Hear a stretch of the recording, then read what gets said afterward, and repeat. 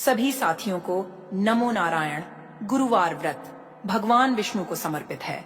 इस व्रत को करने से और गुरुवार व्रत कथा सुनने मात्र से भगवान विष्णु प्रसन्न होते हैं और जीवन में शुभ फल प्रदान करते हैं। यह व्रत धन, ज्ञान और खुशहाली लाने के लिए किया जाता है। जिनके विवाह में बाधा आ रही हो या दाम्पत्य जीवन में परेशानियां हों, उनके लिए यह व्रत अत्यंत लाभकारी है।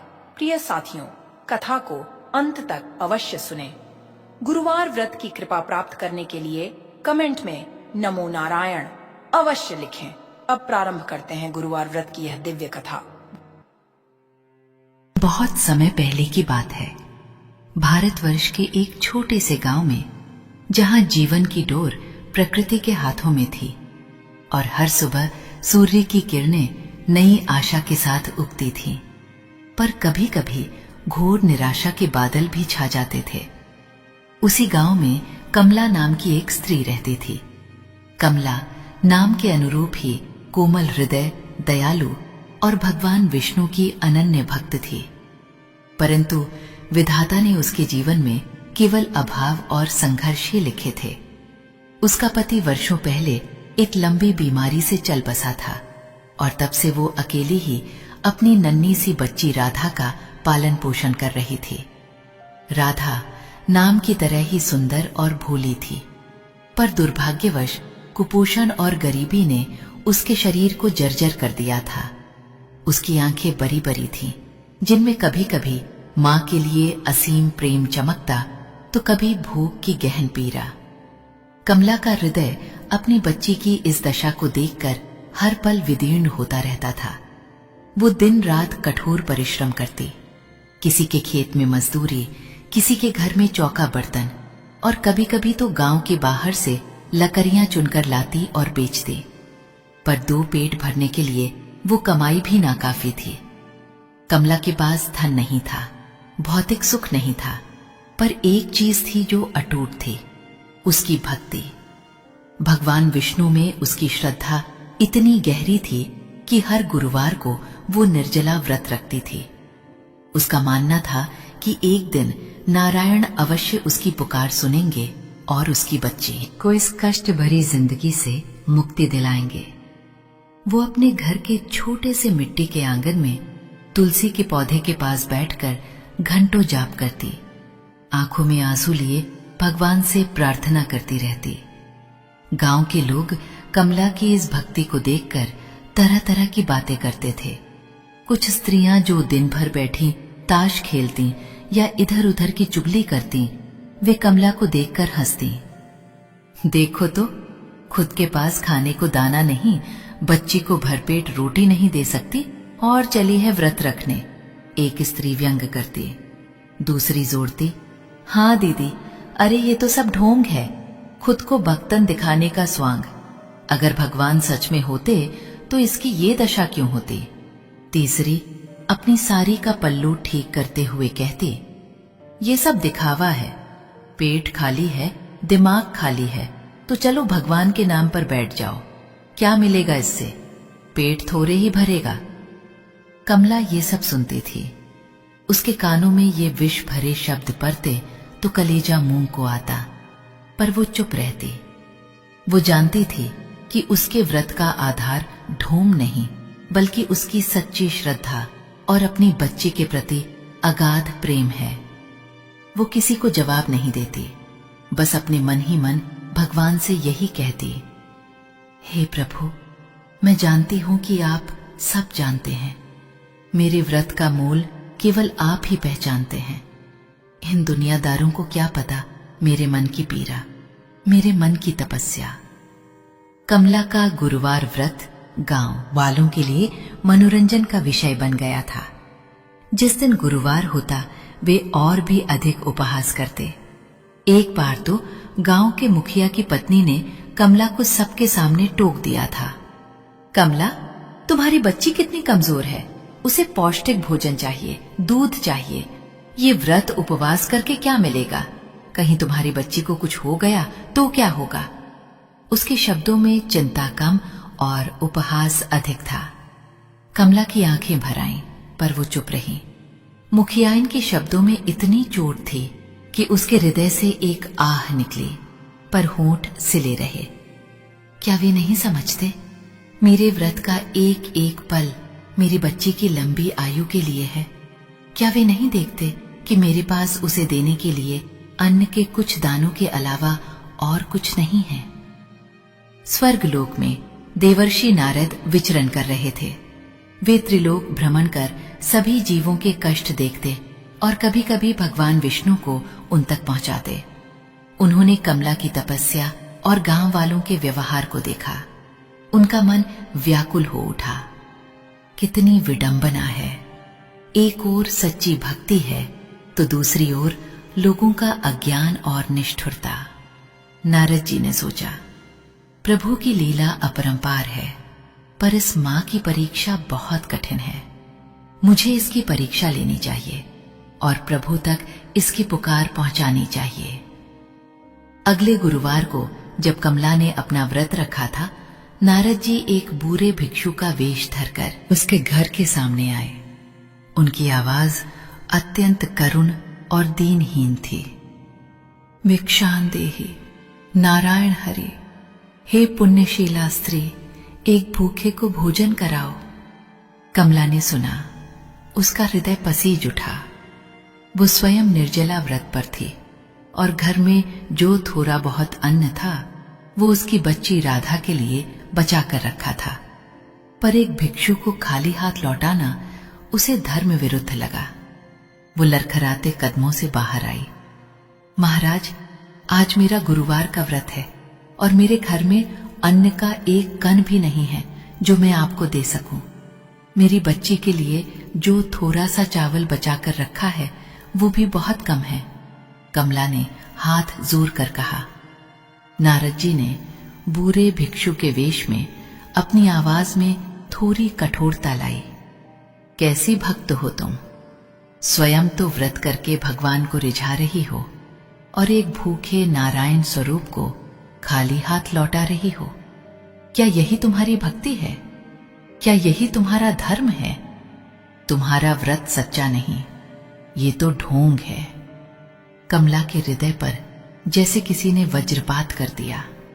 वही शब्द, वही आरोप जो गांव वाले लगाते थे, आज एक साधु के मुख से सुनकर उसे लगा जैसे उसकी आत्मा तार तार हो गई हो। उसकी आंखों से आंसू झरझर बहने लगे। नहीं महाराज, ऐसा मत कहिए। मेरी भक्ति सच्ची है। मेरा व्रत मेरी बच्ची के लिए है, मेरे प्रभु के लिए है, पर मेरे पास देने को कुछ नहीं है। नारद जी भिक्षु वेश में बोले, तो फिर कैसा व्रत? जो एक भूखे की प्यास ना बुझा सके, जो एक दीनहीन को अन्न न दे सके, वो कैसा व्रत? ये सब ढोंग है मां, केवल ढोंग। तुम भगवान को मूर्ख नहीं बना सकती। ये कहकर नारद जी वहां से चले गए। कमला वहीं बैठ गई, टूटी हुई सी। उसकी भक्ति पर सवाल उठ गए थे। उसका मन विचलित था। क्या सच में मेरा व्रत ढोंग है? क्या मैं भगवान को धोखा दे रही हूं? वो रोती रही। अगले कुछ सप्ताह ऐसे ही बीतते गए। कमला ने अपने व्रत जारी रखे, पर उसका मन थोड़ा आहत रहने लगा। गांव वालों के ताने और उस साधु के शब्द उसके हृदय में गहरे उतर गए थे। फिर एक ऐसा दिन आया जिसने कमला के जीवन को झकझोर कर रख दिया। एक गुरुवार का दिन था। कमला ने सुबह से ही निर्जला व्रत रखा हुआ था। सूर्य की किरणें धीरे धीरे तपती दोपहर में बदल रही थीं। राधा, जो कई दिनों से कुछ अस्वस्थ थी, आज अचानक बहुत कमजोर लगने लगी। उसका छोटा सा शरीर तप रहा था और उसकी सांसें तेज चल रही थीं। वो अपनी मां की गोद में लेटकर धीमी टूटी फूटी आवाज में कुछ कहने का प्रयास कर रही थी। मैया, भूख। राधा ने अपनी कांपती हुई उंगली से अपने पेट की ओर इशारा किया। कमला का कलेजा फट गया। उसकी बच्ची, जिसे वो जान से भी ज्यादा चाहती थी, आज भूख से तड़प रही थी। उस समय घर में एक चावल का दाना भी नहीं था। पिछली रात कमला ने थोड़ी सी खिचड़ी बनाई थी, वो भी राधा ने बमुश्किल 2 निवाले खाए थे। आज सुबह से उसके पेट में कुछ नहीं गया था। कमला ने अपनी बच्ची को कसकर गले लगा लिया। मेरी नन्हा सा बालक, मेरी लाडो, थोड़ा धैर्य रखो, अभी मैं कहीं से कुछ लाती हूं। पर राधा की आंखें खुलने लगी थीं, वो बेसुध सी होने लगी। मैया, उसकी आवाज और भी धीमी हो गई। कमला ने उसे अपने पास बिठाया और एक एक पल उसकी आंखों में अपनी बच्ची की जीवन ज्योति को मंद पड़ते हुए देखा। उसका व्रत, उसकी भक्ति सब एक क्षण के लिए गौण हो गए। उसके सामने केवल उसकी बच्ची थी जो भूख से तड़प रही थी, जिसकी सांसें थमने वाली थीं। मां का हृदय जो इतने दिनों से पत्थरों के समान कठोर बन चुका था, अब मोम की तरह पिघल रहा था। नहीं, मैं ऐसा नहीं होने दूंगी। कमला ने मन ही मन संकल्प लिया। मेरा व्रत, मेरी पूजा, मेरी भक्ति, सब कुछ अगर मेरी बच्ची के प्राणों से बढ़कर नहीं है तो सब व्यर्थ है। उसने तुरंत उठकर अपनी पुरानी पोटली टटोली। उसमें बस 2-4 सिक्के पड़े थे जो उसने किसी दिन के लिए बचा रखे थे। वो उन सिक्कों को लेकर भागी। गांव की छोटी सी दुकान से उसने थोड़ा सा आटा और गुड़ खरीदा। उसका शरीर व्रत के कारण पहले ही कमजोर था, पर अब उसमें एक नई शक्ति आ गई थी, अपनी बच्ची को बचाने की शक्ति। घर आकर उसने तेजी से चूल्हा जलाया। आंखों से गंगा यमुना बह रही थीं। उसने जल्दी से आटे को पानी में गूंथा और एक छोटी सी रोटी बनाई।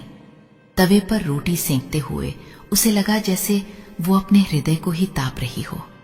रोटी बन गई, पर उसके पास सब्जी या दाल नहीं थी। उसने रोटी को गुड़ के साथ मिलाया। अब सबसे बड़ी दुविधा खड़ी थी। उसने निर्जला व्रत रखा था। भगवान विष्णु की पूजा बिना व्रत तोड़े कैसे हो सकती थी? उसने अपने हाथों में उस छोटी सी रोटी और गुड़ को लिया और अपने आंचल में बैठी राधा की ओर देखा, जो अब बिल्कुल निढाल हो चुकी थी। कमला ने आंखों में आंसू लिए आकाश की ओर देखा। उसका गला रुंधा हुआ था।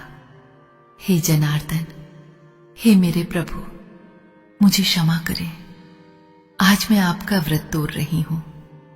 मुझ जैसी पापिनी को नरक में स्थान देना प्रभु, पर मैं अपनी बच्ची को मरते हुए नहीं देख सकती।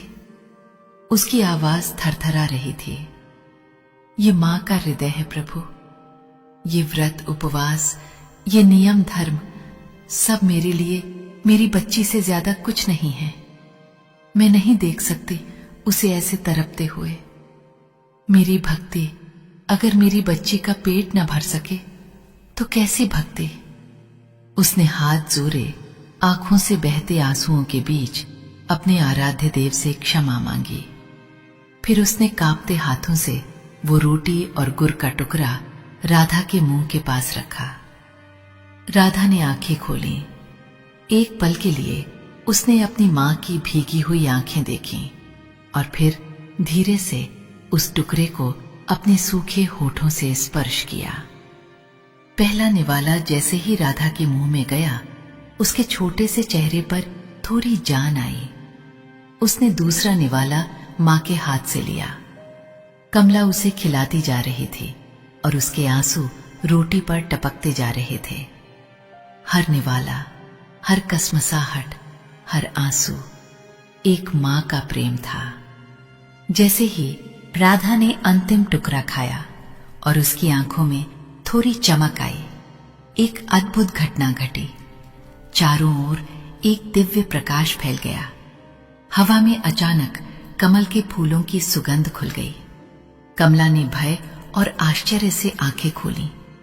उसके सामने, ठीक उसके आंगन में भगवान विष्णु अपनी चतुर्भुज स्वरूप में प्रकट हुए। उनके मस्तक पर मुकुट शोभायमान था। गले में वैजयंती माला और हाथों में शंख, चक्र, गदा और पद्म सुशोभित थे। उनकी मंद मंद मुस्कान से सारा वातावरण प्रकाशित हो उठा। कमला हक्का बक्का रह गई। उसकी आंखों से आंसू थम नहीं रहे थे। पर अब वे भक्ति और विस्मय के आंसू थे। उसने तुरंत उठकर प्रभु के चरणों में दंडवत प्रणाम किया। राधा भी अपनी मां के पल्लू से लिपटकर प्रभु को देख रही थी। भगवान विष्णु ने मंद मुस्कान के साथ अपने एक हाथ से कमला को उठाया।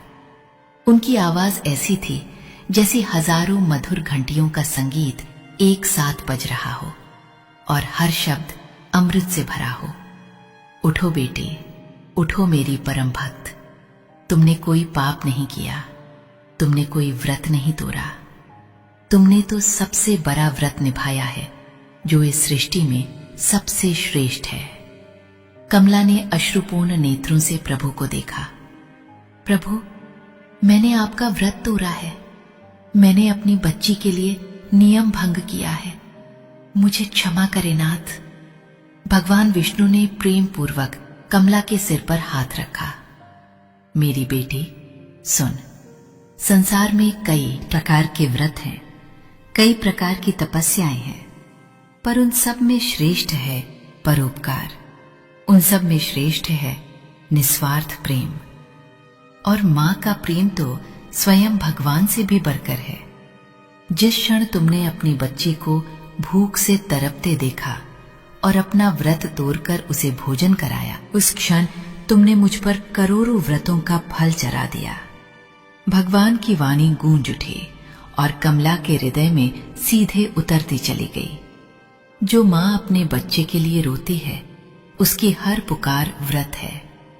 जो मां अपनी संतान के लिए अपनी हर मर्यादा तोड़ देती है, उसका हर त्याग, हर आंसू मेरी पूजा है।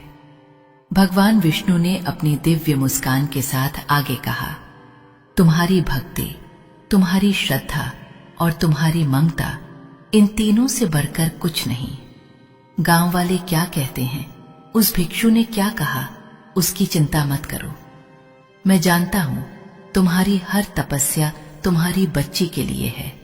तुम्हारी हर सांस में मेरी पुकार है। ये सुनकर कमला का हृदय कृतज्ञता और प्रेम से भर गया। उसकी आंखें प्रभु के चरणों में टिक गईं। हे नाथ, हे दीनानाथ। तब भगवान विष्णु ने राधा की ओर देखा, जो अपनी मां के आंचल से चिपकी हुई नन्ही आंखों से प्रभु को देख रही थी। प्रभु ने अपना हाथ राधा के सिर पर रखा। ये बच्ची अब कभी भूखी नहीं रहेगी। इसका जीवन अब सुख समृद्धि से परिपूर्ण होगा। तुम्हारी भक्ति ने इसे और तुम्हें दोनों को तार दिया है। भगवान ने कमला को आशीष देते हुए कहा, आज से तुम्हारी सारी दरिद्रता दूर होगी। तुम्हारे घर में अन्न धन की कमी नहीं रहेगी और तुम्हारी बच्ची राधा स्वस्थ और दीर्घायु होगी। जैसे ही भगवान विष्णु ने ये कहा, उनकी दिव्य उपस्थिति धीरे धीरे विलीन होने लगी। प्रकाश धीमा पड़ा और सुगंध हवा में घुल गई। कमला ने आंखें खोली। उसके सामने वही मिट्टी का आंगन था, पर अब सब कुछ बदला हुआ लग रहा था। उसके भीतर एक अद्भुत शांति और आनंद का अनुभव हो रहा था। उसने राधा को अपनी गोद में उठाया। राधा, जो अब तक कुछ सुस्त थी, अचानक खिलखिला उठी। मैया, मैया! उसने अपनी नन्ही बाहों से अपनी मां का गला कसकर पकड़ लिया। कमला की आंखों से प्रेम के आंसू बह निकले। मेरी नन्हा सा बालक, मेरी मैया, तू ठीक है? उसने अपनी बच्ची को कसकर चूम लिया। ये घटना पूरे गांव में बिजली की तरह फैल गई। जिन लोगों ने कमला का उपहास किया था, वे शर्म से गरे जा रहे थे। मुखियाइन, जिसने कमला को टोका था, वो सबसे पहले दौड़ी दौड़ी कमला के घर आई और उसके चरणों में गिरकर क्षमा मांगने लगी। जिन महिलाओं ने उसे ढोंगी कहा था, वे भी अब सिर झुकाए खड़ी थीं। उन्हें अपनी अज्ञानता पर पश्चाताप हो रहा था। कमला ने किसी से कुछ नहीं कहा। उसके पास अब अपनी बच्ची और भगवान के आशीष के अलावा किसी और बात की जरूरत नहीं थी। प्रभु के आशीर्वाद से उसके घर में धन धान्य की कभी कमी नहीं रही। राधा स्वस्थ और तेजस्वी बनी और बड़ी होकर उसने गांव का नाम रोशन किया। कमला अपनी बच्ची के साथ सुखमय जीवन व्यतीत करने लगी, पर उसने कभी अपनी भक्ति नहीं छोड़ी। गुरुवार का व्रत वो अब भी रखती थी, पर अब उसके मन में कोई संशय नहीं था। उसे पता था कि सबसे बड़ा व्रत, सबसे बड़ी तपस्या, सबसे बड़ी पूजा केवल एक मां का निस्वार्थ प्रेम है, और भगवान विष्णु ने स्वयं आकर इस सत्य की घोषणा कर दी थी। साथियों, जब भी आप किसी मां को अपने बच्चे के लिए संघर्ष करते देखें तो समझ लें कि उसकी हर आह, हर आंसू, हर पुकार स्वयं ईश्वर का दिया हुआ एक अचल अविनाशी व्रत है। ये कथा हमें यही सिखाती है कि सच्चा धर्म, सच्ची भक्ति मंदिरों में बैठे देवों को प्रसन्न करने में नहीं, बल्कि अपने सबसे प्रिय, सब छोटे, सबसे कमजोर के प्रति प्रेम और कर्तव्य निभाने में निहित है। क्योंकि जहां प्रेम है वहां स्वयं नारायण का वास है।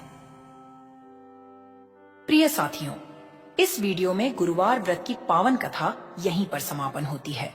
हम कामना करते हैं कि प्रभु श्री हरि की कृपा बनी रहे, आपके जीवन में सदैव सुख, शांति, समृद्धि हो और सकारात्मक ऊर्जा का संचार होती रहे।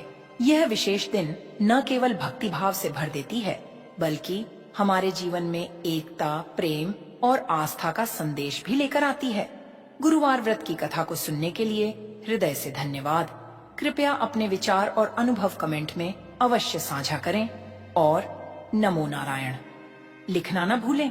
आपके द्वारा किए गए कमेंट्स न केवल आपको प्रेरित करेंगे, बल्कि अन्य दर्शकों के लिए भी भक्ति और श्रद्धा का स्रोत बनेंगे।